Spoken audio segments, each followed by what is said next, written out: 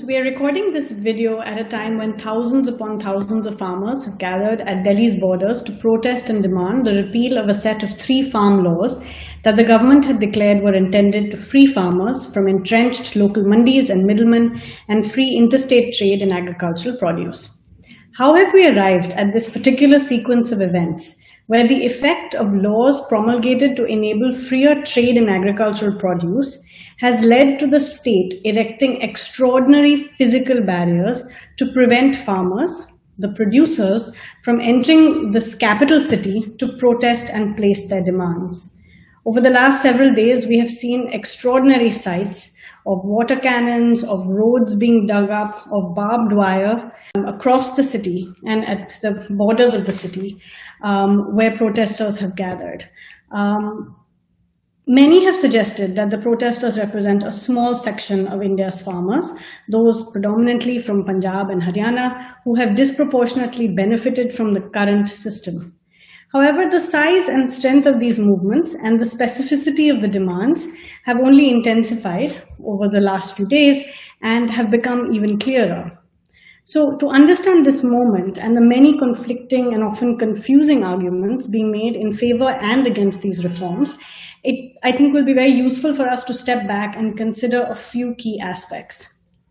First, the 3 farm laws introduced as ordinances in May and passed in a very rushed manner by the Parliament in September are indeed historic, especially in the case of the Farmers' Produce Trade and Commerce Act, often called the FPTC Act. This marks the first time in Indian legislative history that a central All India Act has been brought to bear on what is called the first transaction between farmer producers and the first buyers of their produce. Historically, this level of exchange, which is thought of as agricultural marketing, which involves the first producer, the primary producer, and the first buyer of their produce, has securely been left in the domain of state governments. This is because it has been seen as an integral part of agriculture, which, as we all know, is a state subject.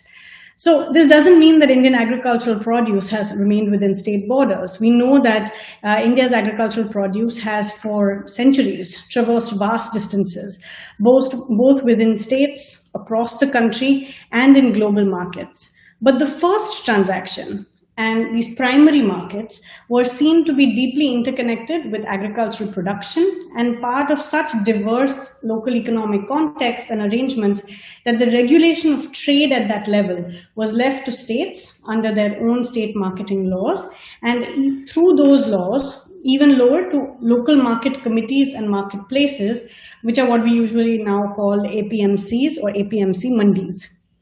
Over the last decade, I have had the chance to do field work in these agricultural markets, first in the state of Madhya Pradesh, and then in collaboration with other researchers in Karnataka, Bihar, Odisha, and Punjab. And the diversity and complexity of these marketing systems across regions, sub-regions, and commodities is truly mind-boggling. So the experience of market promotion and regulation across diverse states and commodity markets has been very uneven, and the need for much greater public investment and reform in agriculture and agricultural markets has been very well recognized over the decades. But because this was considered a state subject, the center, especially over the last 2 decades, has tried to facilitate and push the process of opening up these marketing systems through model laws. So these are known as the Model APMC Acts, and they were first introduced in 2003, and more recently there was a version in 2017. And the center has also pursued in recent times, a strategy of trying to provide different kinds of fiscal incentives to states to push for reform and amendment. Many who have actually studied and watched these markets have pointed out that a lot has actually been achieved at different states, but even in most reforming states, progress has been slow and complex because agricultural markets have a very strong political economy, and there has been a frustration with the pace of reforms. So this is one reason why the government insists that while these are not new reforms and that they have been long pending, they are bold and historic and courageous to have actually undertaken them. Having said that, I don't think anyone really expected that reforms that are as far-reaching and consequential as these on what has always been a state subject and is a vast and complex sector of livelihood and economy would be introduced via ordinance and then pushed through Parliament during a pandemic with no consultation or process of consensus building with states or with key stakeholders.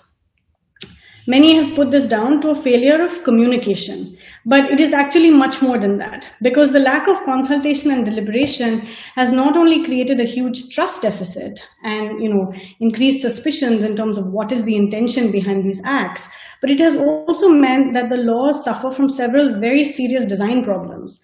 Some of these exist precisely because the acts were bypassing states, and therefore instead of having one common framework for regulation and exchange, now it has actually created two different regulatory regimes. One of the farmer leaders said, very eloquently, he said, you want one nation, one market, but what you've actually created is two markets. And what he means is you've created two marketing regimes, one that exists under existing state marketing acts, and the other which is outside the physical territory of mandis or other sites that come under these acts. And those are now called trade areas. So we have actually two different regulatory regimes, trade areas and market areas. But the interesting thing is there's no difference between the kinds of transactions happening in these trade areas and market areas. But both involve the sale and purchase of primary produce. But in the trade areas, the new acts say that there will be no taxation, and there are not even minimal conditions, or they're very minimal conditions of regulation. So, I'll explain a little more, because many states also had amended their laws already to allow private buyers to buy outside mandis.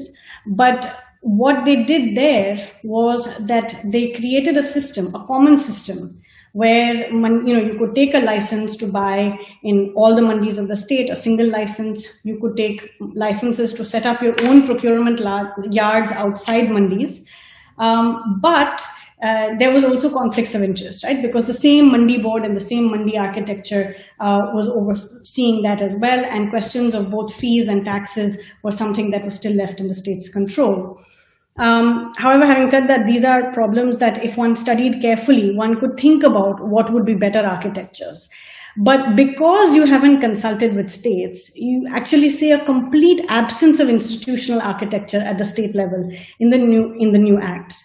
So a number of people have talked about the problems with dispute resolution, which happens in APMC mandis on the spot in the mandi yard itself. But now in the new system for trade areas, farmers can reach out to subdivisional magistrates, to SDMs, and then if that doesn't work, they can appeal to district magistrates. As many have pointed out, both farmers and Bar Council of Delhi, for example, that there's a real challenge, the fact that it makes it impossible for farmers to now go to civil courts for these disputes and for civil courts to adjudicate on these matters. So dispute resolution has been a serious area of concern. So what we actually see is that the laws have swung from one regulatory system where there was no doubt a need for reform, a need to improve the quality of regulation, but also take away various kinds of conflict of interest, and now has moved to another system where there is no mandatory registration. All you need is a PAN card. There is no mandatory price and market intelligence system. So what I mean by price system is that there's no mandatory system to record prices or record market intelligence, and therefore we really moved into a system of unregulated trade. This is a situation that many have pointed out from the time that these ordinances came in, that a very large proportion of India's farmers already experience. The numbers go, depending on the commodity and the region, from 50 to 75 to even larger percentages of farmers, like in Bihar where there's no APMC Act, and farmers experience unregulated trade. And so this is not a new thing for many farmers. And the government's own documents have also recognized that there were, real problems with unregulated trade. So, it is one thing for you to admit that. It's another thing to suddenly make it legal. Now, if you make that kind of transaction legal, it doesn't suddenly become acceptable or in the interests of farmers. It would be different if you were doing this after having built up the bargaining capacity of farmers, but this is being done without any of that. So there's been no actual process around which these very serious deregulation moves have been made. So organizations have pointed out many of these infirmities and contradictions clause by clause over the last week, because that's what the government asked them to do. So they've put all of this down. And, if we had had a good pre-legislative process, many of these issues could have been addressed. I think they could have also been addressed if there was an option, which there was, of sending them to a parliamentary standing committee, given all the concerns that were raised in Parliament. But even more importantly, other than having common regulatory principles that can be adopted, the actual implementation has to happen at the state level, where states would be best equipped to deal with specific contexts and all the diversity that exists even within the state. And there's definite need for coordination, and various experts have often called for the need for interstate-like councils, a council for agriculture and agricultural markets. But this act has none of those institutional systems put into place. And I think it's because of all the collective infirmities and weaknesses that the farmer organizations today are calling for a repeal. And I think this is an increasing idea that you cannot just amend them or fix them along the way. There's a question of legislating in a state subject, but also there's a question of the weakness of the laws themselves. So finally, I just want to briefly spend some time talking about the major demand that has recently been given so much attention, and all of us are trying to understand, which is the demand for the MSP and procurement system, to continue, which farmers, particularly in Punjab and Haryana, have articulated a fear that the acts are the first step of reducing state support in the way of procurement. These are two states which, of course, historically have seen vast quantities of wheat and paddy being procured year after year by the government for the central pool. So I think there are two really important things here. We must recognize that now this demand is not really just restricted to Punjab and Haryana, but it is a vision for guaranteed remunerative incomes. So at least at minimum, farmers are demanding that it's not just 2 crops, but all 23 crops for which MSP is declared should be backed by some kind of statutory guarantee. The problem, and many people have pointed this out, of course, from the farmer's point of view, this is understandable, the need for remunerative and good incomes. But doing this through a statutory MSP is exceptionally hard to achieve, not only in terms of fiscal costs, but actually in terms of institutions and logistics. So really building a procurement architecture that can procure all of these crops by standing in the market, or in having built up a good enough price deficit system, is extremely tough to achieve. So while it's understandable that farmers wish to see this being enforced, it's also an area which requires a lot of design, a lot of discussion. And I think a very important thing here is that if we move in the direction of making it illegal to buy below MSP in private markets, we risk going in a very, counterproductive and even dangerous direction, because this is about then private trade, right, and regulating the price at which private trade can buy, and that has all kinds of consequences. So, I think a much more important thing, and many people have pointed this out in recent times, is for us to reopen the question of the architecture of the MSP and procurement system. What is the best direction for it, not only for states like Punjab and Haryana, where diversification is a very urgent priority, but also for other states and for other crops, pulses, millets, oilseeds. And here we have experiences from across the country, different states which have tried decentralized procurement programs. Odisha is one state which has done it recently, for example, for millets. Madhya Pradesh has experimented with decentralized procurement for wheat. Chhattisgarh has also given us examples. So there are, and in the south as well. So we have many examples for this. And here we can actually see that MSP and mandis are only tied together in some states, in Punjab and Haryana, but not elsewhere. So in MP and Odisha, for example, for wheat and paddy, procurement happens outside the mandi system through primary agricultural cooperative societies or through LAMPs, local area marketing societies. So basically there are other models that we can think about, and this requires us to reopen and rethink about MSP in a much more imaginative way, and how to best use MSP in procurement, which also factors in ecological and nutritional costs and benefits.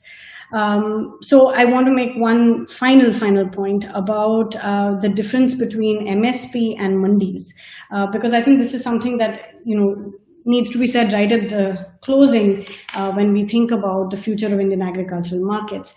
Indian agricultural markets remain overwhelmingly private, both in terms of the first transaction and in terms of our purchasing of commodities as consumers.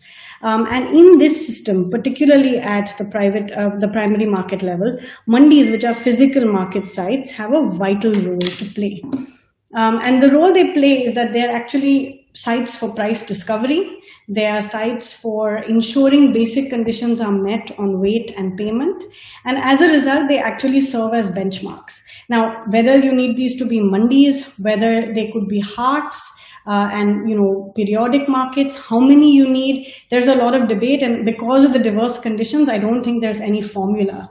But having these primary markets are kind of critical to then opening up to competition, where farmers, because they have access to good well-regulated primary markets, can also make decisions outside those markets in bilateral arrangements with companies and with other kinds of buyers, whether they're FPOs or companies. So I think while our current mandi system is lacking both in infrastructure, in extent, in reach, the primary marketing system is weak. We need to strengthen that, and we need to figure out ways in which we reform it. For farmers, they need to be able to adapt to changes in consumption and demand in the larger economic market. We need to increase their bargaining power in markets, and that requires a whole range of things that government has to do. And I think it's really important to remember that even when you have well-regulated markets, it will not necessarily give all farmers remunerative prices and incomes. And in fact, as markets integrate, you will also see greater volatility, which is why governments all over the world provide different kinds of subsidies and support, and in the way of credit and infrastructure, particularly in terms of insurance, storage. And while the government has mentioned many of these elements, and they're not part of an overall plan, and again, none of this can be done without state governments. So I think at the end of the day, what we can hope for is that, this whole process, which has been very, very painful and difficult for a large number of farmers across this country, can actually lead to much greater public understanding on what is a very, very complex issue, and that at the end of the day, we may have a recommitment to genuine processes of reform that Indian agriculture really needs.